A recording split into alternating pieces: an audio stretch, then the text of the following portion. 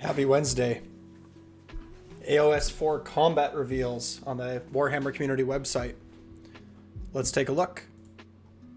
Thanks to my patron panda, Wybarian makes good art. Check out the link. Buy some dice. Buy some dice. Okay, cool. Let's have a look here. I think the fires of combat rage higher than ever in #new AoS. Well, we'll be the judge of that. We'll be the judge of that.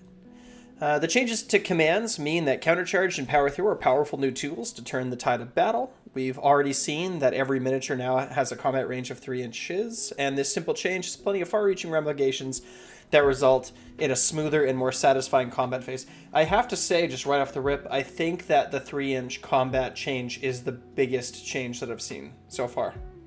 Nothing is really coming to mind. Most things that I'm seeing in this, like in all of these leaks and spoilers or whatever you want to call them, are focused around streamlining the game, like making making the rules a little bit more clear, or the phases a little bit more clear. But the 3-inch combat is it's going to change things so much, and that's why I'm reserving the right to comment on if things are good or not. I need to see everything in context before I can make that decision. Because, for example, what's Squig Herd going to be like? Or, what's there? Because so many more are going to get into combat, so I need to see their reward scrolls. I need to see everything, okay? Okay, combat in the Age of Sigmar. Players familiar with the current edition will find the new process very similar. Units still charge into combat and fight, but these now also work as abilities with clearly defined declaration and effect steps. Okay, so these are just rules, right? They're just like adding keywords onto these things, and they're just saying they're just cleaning it up a little bit, like making it more streamlined, and that's fine. Yeah, I don't really see any difference here. Declare whatever pick a friendly unit that is not in combat, that is not run or retreat. Okay. Make a roll of 2d6. Effect, the unit can move a distance up to the value of the charge roll. The unit can move through the combat ranges of enemy units must end within half an inch. Then it has charged. Okay. The only thing I'm not seeing here is you had a requirement to be able to charge. It can't be in combat, but you don't have to be within a distance. So it's can you just charge? Like if you're 30 inches away, can you just be like, I'm going to try to charge with these guys? Oh, I rolled double 6s and 12, but there's nothing I can get to. I don't know, whatever. I guess. I mean, if you're playing Big Wa and you have +1 to charge and you roll double 6s, you can move 13 inches. Maybe that's all it is it's just removing that. Or if you're playing Sylvaneth and you have +3 to the charge roll and you roll 15, it's I can charge 15, but I'm not within 12, so I can't do it. I mean, that's fine. That's pretty much no change. Just cleaning up a little bit, which is good. Fight, declare, pick a friendly unit that is in combat or that has charged this turn. This unit can make a pile and move, then if that unit is in combat. Okay, that's fine. So no real changes there, really. Nothing interesting anyway. The order of operations is generally much clearer in this edition. Seems like it to me. There are no more start of phase or end of phase subphases. That's good. In each phase, the active player uses any of their abilities in whichever order they want, and then their opponent can do the same. Like the Ardboys' Shield Bash. Okay. So one thing about this that I think is cool and interesting is that because it's way more defined, it sort of means that abilities are going to have different kinds of impacts on the game depending if it's your turn or not your turn. So let's use this Ardboy Shield Bash here as an example. Let's see what this is. Ardboy Shield Bash. Declare, pick an enemy unit in combat with this unit and that charge this turn to be the target. So if I'm understanding this correctly, my opponent would get to do all of their abilities, and then I would get to do this ability and any other combat abilities that I had, and then we actually go into fighting. That's how I'm reading this. Let me know in the comments if I'm understanding this incorrectly. So my opponent, let's say it's my opponent's turn. So my opponent does a bunch of abilities, and then I do this. Pick an enemy unit in combat with this unit, and that charge this turn to be the target. Okay. Make a shield bash roll of d6 for each model in this unit. For each 6-up, inflict 1 mortal wound on the target. So it doesn't have a 1-inch reach anymore. It's just you can have a unit that is just barely touching 3 inches of your Ardboy unit, and then you get to roll all of your dice. So 10, 20, whatever it happens to be, depending if you've reinforced or not. And then for every 6 up, it inflicts 1 mortal wound. So it's not a 1-inch range. That's good. But Shield Bash only works if they charged you. So instead of doing this 2-3 times in a game, you'll probably only do this once. You'll probably only do this once. And if you charge them, like this is probably on average less than once per game where you'll use Shield Bash. I bet. Because you have to be in combat and you have to be fighting a unit that charged this turn. So how many times do your Ard Boys get charged in a game? Like per unit. If you have 3 units, obviously they're going to get charged multiple times. But again, I'm not commenting if this is good or bad, because I need to see all the context first. So like I was saying with if it's your turn or not, like if well, I guess this ability only works if it's your opponent's turn. Because if it's your turn, they can't have charged that turn. So they're going to come in and let's say they do impact mortals and they're going to kill 3 of your models, and then this gets to come back in response. So interesting. And I don't care about this other ability. The combat phase has one significant difference to the other phases. After both players have resolved any of their other abilities for this phase, they then take it in turns to activate units to use the fight ability, starting with the active player. Strike first and strike last effects are still very much this mix, occurring on either side of the standard fighting timing. Coupled with all-out attack and all-out defense, the combat phase remains a tense and strategic affair. Units cannot make shooting attacks if they are in combat. That's different. Units cannot make shooting attacks if they are in combat. So no more fighting in combat. No more shooting in combat, rather. From what I'm kind of gathering, they're nerfing ranged attacks in this edition. I'm not sure, I have no source for this, so correct me if I'm wrong, but they are no longer, they're reducing the range of shooting from a lot of units, and you can't shoot if you're in combat. So that command ability that lets you shoot in your opponent's turn, I wonder if that must not work if you're in combat. Unless their weapon has the shoot in combat ability, right, because there's always an exception. So tagging a missile unit is a great opportunity for counterplay. That's cool. I like that. I kind of feel like I've played, obviously, Cruel Boys, and I've played, like, 18-Volt Boys, and I kind of feel like removing, like, a nerf... Like, shooting is not the best part of this game. It feels bad when you're getting shot off the table. It feels bad when your opponent is 30 inches away from you with, like, long strikes, let's say, from Stormcast, and they're just, like, pumping you full of damage. It doesn't feel good. I think that Age of Sigmar is meant to be, a melee-based fighting game, and I think that... pushing it a little bit more in that direction is probably a good thing. It's probably a good thing. So that's good. We'll see how armies like Caradron Overlords do in 4th edition. Okay, combat ability sequence, active player, combat phase ability, not fighting, opponent's combat phase abilities, not fighting, players alternate fighting abilities, right? So I was sort of correct. A unit can perform a pile-in move as part of the fight ability, allowing models to move up to 3 inches. Okay, every model in that unit must end the move no further from the target unit than it was before being piled in. Every model in that unit, so the one that you've chosen to fight, must end the move, the pile-in move, no further from the target unit than it was before piling in, and must still be in combat with every unit it started the move engaged in combat with. Okay, so I was partly right on this. My prediction was that you just pick a unit to pile into, and you only have to be concerned about piling in closer to that unit. That part of my prediction was correct, but I was sort of thinking that you could pile out of combat, and you can't. You have to stay tagged in combat. So this is better than what I was predicting. This is better. I like the idea that you still can't pile out of combat, but you can pile away from something that then has to pile into you. So that's cool. And like there's still like there's tricks too where it's like, okay, like I'm gonna pile away from this unit that scares me and into this unit I want to kill. And then when I lose models, I'm going to remove models that are closer to the model that or the unit that I am afraid of. But if they made a charge move, they can still get me. But if they didn't make a charge move, then if I pile away from them and remove models strategically, I can actually pull myself out of combat with that unit. And that's cool. That's cool. Some abilities such as Fight allow a unit to make a short move called a pile-in move to get a better position for it to do so in your combat. If your unit is in combat, pick an enemy unit your unit is in combat with to be the target of the pile-in move. Okay, so it's not just any unit. You have to pile into a unit that you are within combat with. Each model in your unit can move up to 3 inches. That move can pass through the combat ranges of any enemy unit, but each model must end that move no further from the target unit. At the end of the move, your unit must still be in combat with all the units that it was in combat with at the start of the move.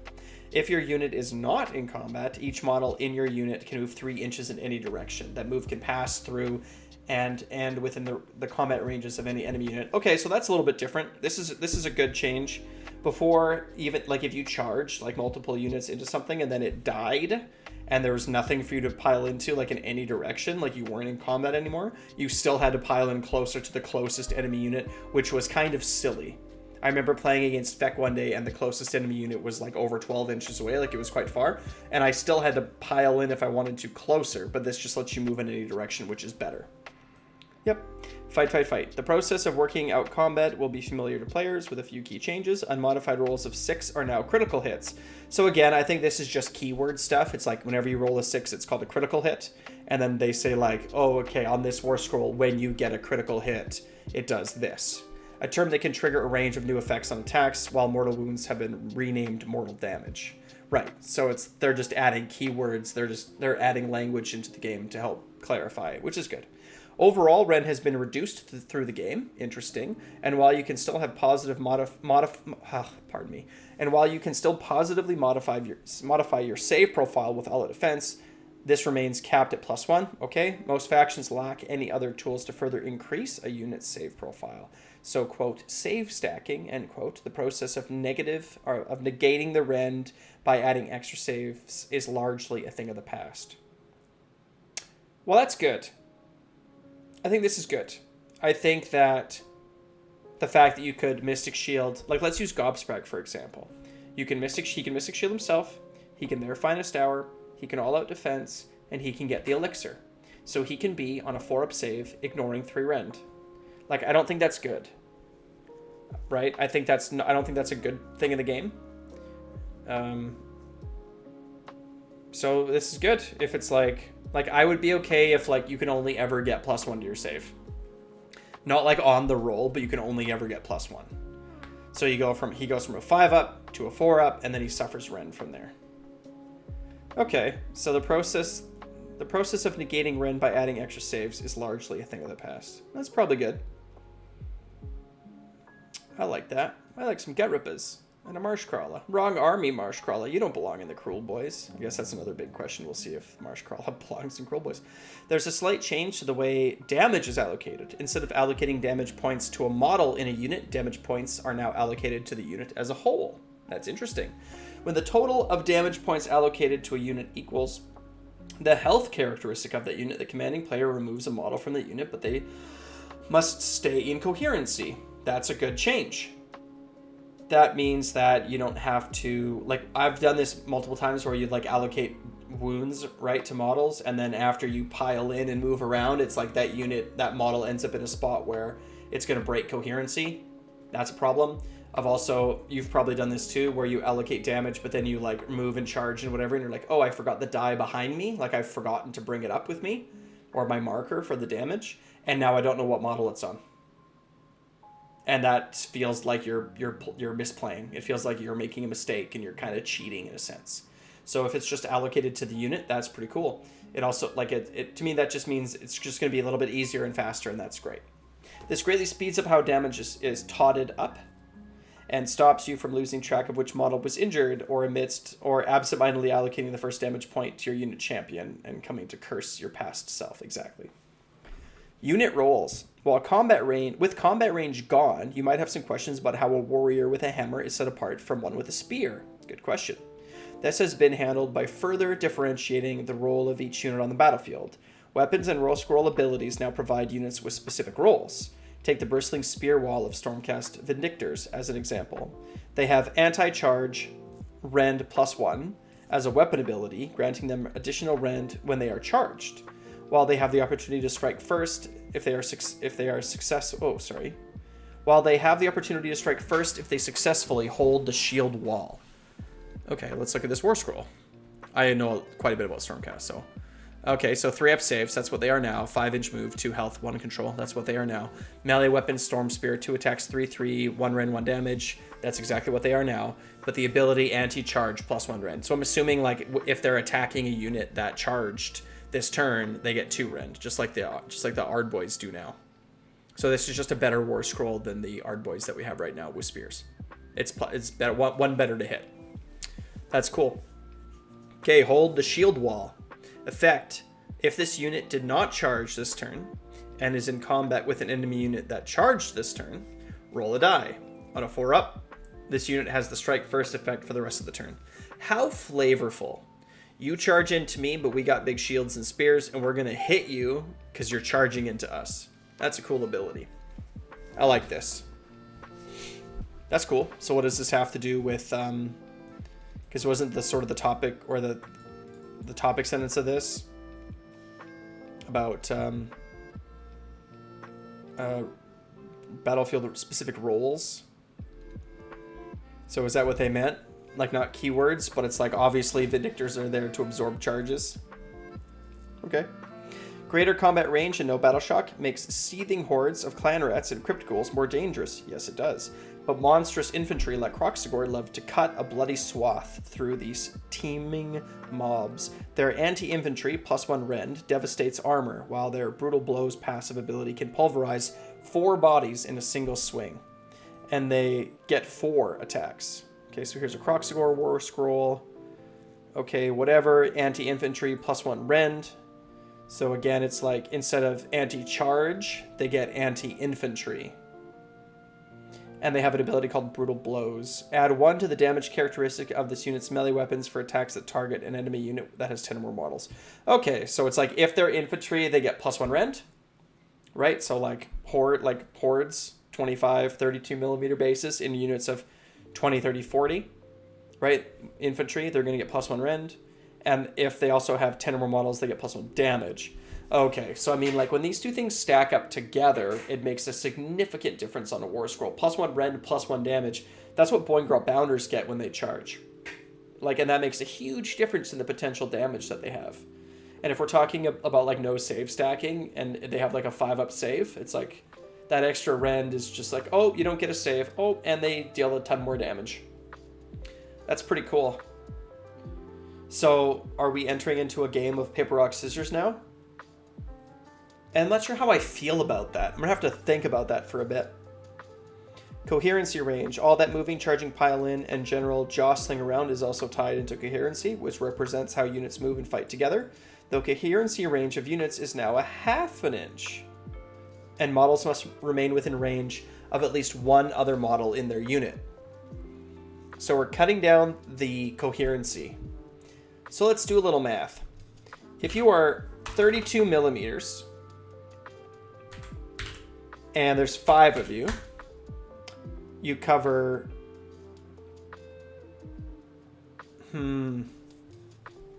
okay, so if there's 5 models, there's 4 gaps, you're losing 2 inches. You're losing 2 inches in the space that you can cover, that you can spread out to block. That's interesting. I don't know how that's going to affect things. It's going to be tighter. You're not going to have like... So it means that 25 millimeter bases can't line up in a straight line. Because 1/2 inch... I mean, math is not my strong suit. So let's just go to like a quick unit converter here. But that's what I think it is. Because before it used to be... inches, 0.5 in millimeters, 12.7, right? Because I didn't need to convert it, but a 25 millimeter model used to be just under an inch, and now it's nowhere near under an inch. This is basically gonna pack models much more tightly together, and 25 millimeter guys can't spread out in a big old line anymore. If they want to spread out in a big old line, they are going to have those little triangles at both sides. And then as soon as you lose a model, you break your coherency. So if it's a unit of Hobgrots, you can, because who cares, right? If a unit of Hobgrots gets hit, chances are, well, there's no bravery anymore. Like, it's so complex. Because a unit of Hobgrots without bravery, I think, gets stronger. Because you can lose them to 1, and then you're not rolling to see if the last one flees. So they're going to get better in that regard. So now it's like, I don't want to string them all the way across in a single file with little triangles at the side. Because as soon as I lose 1, I'm losing all of them. That's how I felt before. Or that's what you have if you have that triangle coherency line. But right now when I play them, I feel like if they get hit once, the whole unit's basically gone. So I would say, okay, with bravery and a 1/2-inch coherency, I'm going to put them in little triangles because once they've absorbed a hit, they're toast anyway. But that's not the case anymore. Man, I am so excited to get my hands on this game. I'm so excited. I think that I am more excited about this than I've been excited about any game in years. Models in units of 7 or more fighters must remain within coherency range of at least 2 of their comrades, right?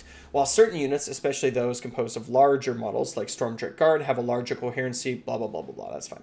Retreating. Battle Shock has gone because to fight in the age of Sigmar is to fight for the fate of the mortal realms. Armies engage in battle with utter conviction and battle to the bitter end. But retreat is now an ability used in the movement phase, a tactical decision that comes at the cost of D3 mortal wounds. Although some wily units may be able to use special abilities to slip out of combat without reprisal, including certain Skaven. Okay, so retreat costs D3 mortal wounds now? That's fine. It's fine. On Friday, we'll be unrolling Arcane Scrolls. Yep, look for a video on Friday. Brushing off our Dogma and Pondering Orbs, both thaumaturgic and theological, as we unpack how magic prayers and manifestations work in the new edition. Can't wait. Can't wait. Oh, so good. I've always thought it was dumb that 25mm models can line up in a line. I always felt that it was not how the game was sort of intended to be played. I always thought that was dumb. So things like leaving a line of herd back to your squig boss, can't do that anymore. They got to be in 2, so that little tail gets a lot shorter. That's interesting. You also can't have 36 squig herd anymore because you can only reinforce once. So that's really interesting. Like, there's just so much. It's like these little changes, but they make such a big difference. 3-inch fighting is a pretty big difference. Like, it's going to... Some things in this game, as they're changing them, they're just cleaning it up fine. But other things are going to change how entire, like, huge percentages of the units in the game work. Half of a coherency distance, 1/2-inch coherency, changes things a lot. And I'm familiar enough with complicated systems to know that it changes it in ways that I can't even predict. It makes units good or bad. It's going to have that much of an impact. I'd say that the 1/2-inch coherency and the 3-inch combat are the 2 most significant changes that I've seen so far. And I don't want to play Age of Sigmar 3 anymore. I'm having a hard time getting motivated to actually want to play games right now, to be honest. That's why I'm mostly playing Sylvaneth, because like when I play orcs, I play it more, I don't like seriously, like I play them more seriously. I'm trying to like really get better and really improve and not just learn, you know? So right now I'm just playing Sylvaneth because it's like, well, like I don't want to like hone my skills with greenskins just to have the edition change and to be all different. I'd rather like take a break from them and play some other stuff and learn some other armies in the game a little bit better before jumping into 4th. So, I don't know. Can't wait to Friday. Can't wait to see what they've done with the magic. Yep. Quite different. Looks like hordes are having some of the biggest changes. Anyway, let's all check out Friday. It's gonna be a good time. Like, subscribe. Wow.